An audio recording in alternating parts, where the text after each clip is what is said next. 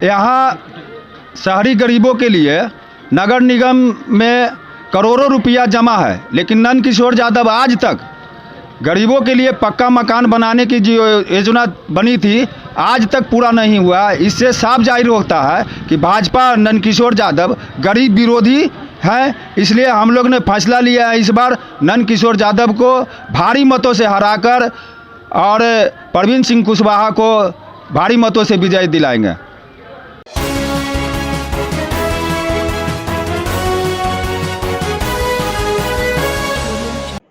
नमस्कार, आप देख रहे हैं केलांचल टाइम्स और मैं हूं आपके साथ तानिया सिंह। जी हां, बिहार विधानसभा चुनाव 2020 का महासंग्राम छिड़ चुका है और सभी प्रत्याशी अपनी अपनी तैयारियों में लग चुके हैं।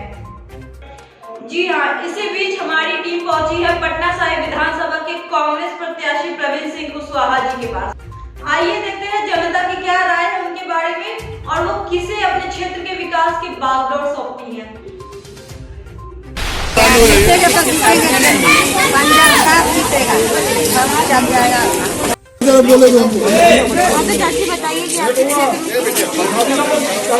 इसकी जरूरत है।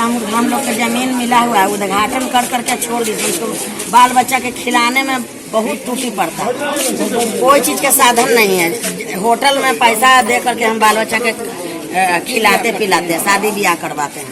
नहीं रोड के विकास है, नहीं रोजगार के विकास है, नहीं आधार थी वृद्धा पेंशन हम लोग के बन रहा है। किसी चीज के तो साधने नहीं है, नहीं नाला का साधन है। जैसे मनी गरीब आदमी पढ़ते हैं, किसी को सरकारी घर मजूरा है मेरे पीछे घर का, उसमें अति कर चुका है, अभी नहीं बना है। बनने का कार है कि बनेगा, कब बनेगा? आदमी मर जाएगा तो बनेगा। खाली बाल बच्चा के शादी ब्याह करते हैं तो हम पैसा देते हैं तो वहाँ पर आदमी खाना बना देते हैं। पीछे बनना चाहिए, नाला के साधन बनना चाहिए। जिसको वृद्धा पेंशन नहीं बनना है उसको बनना चाहिए। इस राशन कार्ड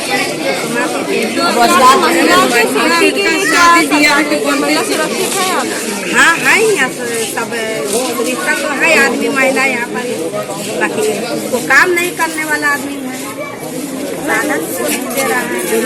नहीं हमको बढ़िया रोजगार है, रोजी रोटी रोजगार नहीं है। नहीं कहूँ बढ़िया से दर दुकान खोल सकते हैं। वहाँ कुम्हड़ार में ऐसी ठेला लगा करके बेचते हैं, फिर वहाँ से ठेला हटा देते हैं। तो ये सब के साधन मिलना चाहिए ना। अब बेटी की तरह एक हो गया, अब शादी करेंगे तो हम कहाँ खिलाएंगे पिलाएंगे? तो अब होटल लेंगे तो होटल में खिलाएंगे पिलाएंगे। तो गरीब आदमी कहाँ से होटल करेंगे? यहाँ मोहल्ला में उतना पैसा दे करके भरवा करके उद्घाटन कर दिए थे, कर करके अब फिर दम छोड़ दिए। अगमकुलिया रोड पर हम दुकान किए हैं, उसको आदमी बहुत तंग कर रहा है। मेरा दुकान करने उतबास कर दिया, मेरे ठेला भगवा दिया, हटवा दिया है। हम कहाँ पर रोजी रोजगार कर सकते हैं, खा सकते हैं? आप बता दीजिए। मेरे जगह नहीं है, मेरे खाना जगह अति खेती बाड़ी नहीं है। रोज कमाते हैं, रोज खाते हैं। गरीब महिला है, खेत में कमा खाए वाला है। हम रोड पर नहीं कमाएंगे तो कैसे कमा के कैसे खाएंगे? बाल बच्चा कैसे पोसेंगे? एक तो मेरा पति नहीं है, अब वही रोजगार करके मैं खा रहा हूँ। मेरा हटा दिया, हम कैसे करके खा सकते हैं? पूरा समाज रहेंगे वहाँ पर। क्या क्या उम्मीद रहेगा जिससे आवेगा तो यही करेंगे, जीत के आएंगे तो यही करेंगे कि आपको नाम लेंगे, सब बनाएंगे। हम लोग का बाल बच्चा के साधन बना दीजिए कि होटल में हम तो नहीं जा सकते हैं। बेटा बेटी के शादी ब्याह करे तो वहाँ अपना बैठका बना देना चाहिए। उसके साधन है नहीं, गरीब आदमी है, पैसा रहने नहीं करते हैं, चलते हैं होटले उठले बोल। इस कारण से हम लोग वोट देंगे और जिताएंगे, यही बता दीजिए। कोई चीज के तो साधने नहीं, न रोजी रोजगार है, न कुछ। दो बाल बच्चा है, ये सीधा न करा है। सर, आपके क्षेत्र में क्या क्या दिक्कत है? सबसे बड़ा दिक्कत है, देखिए कोई भी जगह जो होता है, मतलब जो युवा आबादी है वो शिक्षा के ऊपर डिपेंड होता है। यहाँ पे शिक्षा जो है गर्त में चला गया है। लगातार जो 15 वर्ष से नीतीश जी का शिक्षा का जो अपना वो वादा करते आ रहे हैं कि हम शिक्षा में बहुत आगे चल रहे हैं। शिक्षा में हमारा बिहार अभी बहुत पीछे है। और हम अपने क्षेत्र की बात करें, जिस वार्ड में हम खड़े हैं, उस वार्ड में 3-4 किलोमीटर तक कोई भी एक महिलाओं की सुरक्षा की बात करें तो लड़कियां यहाँ से 3 किलोमीटर पैदल चल के स्कूल जाती है। और एक सरकारी मध्य विद्यालय का मतलब बालिका मध्य विद्यालय वो भी जर्जर हालत में है, जो लगातार 5 वर्षों से सरकार को उसका दिया हुआ है कि भवन निर्माण के लिए, मगर आज तक वो बना नहीं है, पूरा गिरा हुआ है। कभी आप जाइएगा रानीपुर, यहाँ से 1 किलोमीटर लगभग है, वो स्कूल भी टूटने की स्थिति में है। प्राथमिक विद्यालय जो बच्चा का चलता था वो भी उसमें मर्ज कर दिया गया, मगर बच्चे को पढ़ाई का कोई साधन नहीं है। ज़मीन पे ऐसे ही बैठते हैं, खिचड़ी खाते हैं और घर चले जाते हैं। हॉस्पिटल्स वगैरह का क्या फैसिलिटीज है? हॉस्पिटल्स का यही है कि जैसे सुने होंगे आपकी अस्पताल जो है पानी में तैरता है। बरसात के दिनों में कभी आप आइएगा तो इन्हें को जो है मछली तैरता हुआ सांप मिलेगा अंदर में बेड के नीचे। और मरीज जो है इतने मतलब डरे हुए रहते हैं वहाँ पे, मतलब इलाज कराने जाते हैं तो जो ऐसे ही मरे जाते हैं वहाँ पे। डेंगू जिनको है अगर इलाज कराने गए तो वो वहाँ जो मच्छर रहता है उनको काट के डेंगू और ख़त्म हो जाता है। तो आपको प्रवीण जी अगर जीत के आते हैं तो आपको उनसे क्या उम्मीद है? प्रवीण जी बहुत पुराने कांग्रेस के नेता हैं, उनसे बहुत उम्मीद है। लगातार 36 वर्षों से वो कांग्रेस में काम कर रहे हैं और समाज सेवी हैं। और वो उनका वादा है कि हम राजनीति में अगर आते हैं, पटना साहिब से अगर जीतते हैं तो मैं कोई धन उपार्जन का साधन नहीं बनाऊंगा राजनीति से, सिर्फ विकास का काम करूंगा। अगर 5 साल में अगर विकास नहीं करता हूं तो मुझे अगली बार उखाड़ फेंकने का काम करेंगे, ये उनका वादा है। आप कितना सपोर्ट कर रहे हैं अभी उनको? पटना साहिब की सारी युवा मन बना चुकी है कि इस बार परिवर्तन पटना साहिब में होना है। और सभी युवा पटना साहिब के जो है महागठबंधन के साथ, महागठबंधन इस बार पूर्ण बहुमत के साथ सरकार बनाने जा रही है, इसलिए सभी युवा जो है युवा शक्ति के साथ है, राहुल गांधी और तेजस्वी सरकार के साथ है। हम लोग की परेशानी यही है कि कमेटी हॉल नहीं है, एक भी नहीं। यहाँ जो है बहुत सी कमी अभी है हम लोग के समाज के अंदर, और देख ही रहे हैं यही सब तो नंदकिशोर जी आपके यहाँ पे क्या क्या विकास किया, क्या क्या क्या कीजिए? विकास क्या कीजिए? कुछ नहीं, कुछ नहीं इस मूर्तुजीगंज के अंदर। तो अभी अगर कांग्रेस से परवीन कुशवाहा जी जीत कर आए तो उनका को क्या उम्मीद है? परवीन कुशवाहा जी आए हैं, उनको उम्मीद हम लोग रख रहे हैं कि कम से कम आएंगे तो हम लोग को कुछ विकास कीजिए। आपका कितना सपोर्ट है उनको? 10,000 सपोर्ट है। और यहाँ पे एजुकेशन को लेके पढ़ाई, अच्छा, पढ़ाई लिखाई के भी लिए दम जीरो है, कुछ नहीं है। पढ़ लिख के भी लेकिन सब मैंने समझ लीजिए कोई वैकेंसी ना कोई सर्विस का कुछ एथी है, मतलब रोजगार का बहुत कोई रोजगार नहीं है यहाँ। किसान अलग है यहाँ माने व्यस्त है, मॉडल है, सब खेत में पानी डूबा रहता है, न पानी का निकास है, कुछ भी नहीं है। हॉस्पिटल के लिए क्या है फैसिलिटी? हॉस्पिटल के लिए एक ठो कस्बा में छोटा मोटा हॉस्पिटल ब्रांच खुला है, वो खुलता है बंद रहता है। तो आप लोग ट्रीटमेंट का क्या करते हैं, कैसे करवाते हैं? करवाते वही प्राइवेट में करवाते हैं, या PMCL। सर आप क्या कहना चाहते हैं चुनाव के बारे में, और जो विधायक जी के नंदकिशोर जी के बारे में कि उन्होंने क्या किया है, क्या नहीं किया, कहाँ कमी छोड़ी है? सीधी सी बात यह है कि नंदकिशोर यादव जी ने सिर्फ पैसा लूटा। यहाँ पर 13 एकड़ ज़मीन है, सिर्फ एक वार्ड में, वार्ड नंबर 61 में 13 एकड़ ज़मीन गवर्नमेंट की गैरमजरूआ आम संपत्ति, जिस करीब 1308 करोड़ की संपत्ति है। नंदकिशोर यादव और भूमाफिया दोनों मिलकर उस सारी ज़मीन को बेचे और इस पर कोई कार्रवाई नहीं होती है। गवर्नमेंट उनकी NDA की सरकार पहले भी रही और बाद में भी रहेंगे। इन्होंने अस्पताल बनाने का वादा किया, बोर्ड उखाड़ के फेंक दिए, निजी हाथों में ज़मीन को बेच दिया। हमारे यहाँ कोई कॉलेज नहीं है बढ़िया कि आप पढ़ा सकते हैं। एक एक करके बोलिए। हाँ, नंदकिशोर जोड़ी तो सब घाट बना देना है कि एक पैर धड़ है ना तो निहा के ऊपर चला गया, ऐसा घाट बना है। और गढ़मजरुआ है, ये सब बेचवा के सकते हैं। तो यहाँ पे और क्या क्या समस्या है? बहुत समस्या है, जैसे कि पंचायत मेरा धा हुआ गया तो दिखलाया गया तब ये पड़ गया। तो इस बार आप किसको सपोर्ट कर रहे हैं? तो अगर परवीन कुशवाहा जी कन्या छाप से जीत के आए तो आपको क्या क्या उम्मीद है उनसे? उम्मीद है, बहुत उम्मीद है। और यहाँ पे हॉस्पिटल वगैरह का क्या है?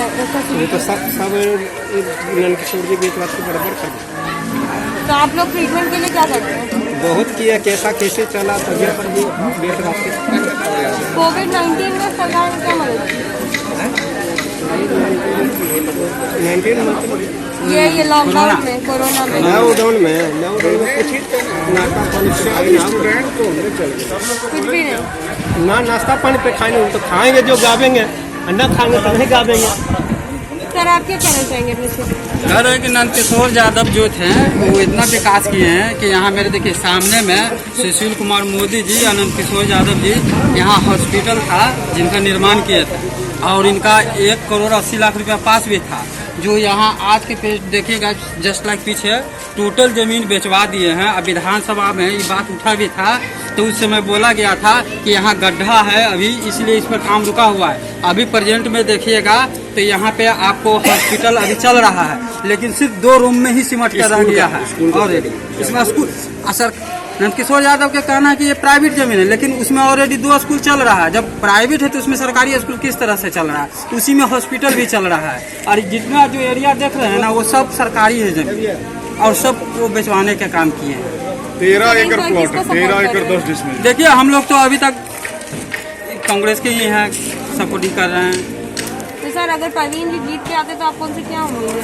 हम लोग की उम्मीद है कि हमारे क्षेत्र में यहाँ हॉस्पिटल का जो काम रुका हुआ है, जो जमीन सब बेचने का काम किया है, उसको कोशिश करेंगे कि फिर से इसको चालू किया जाए, इसको व्यवस्था किया जाए।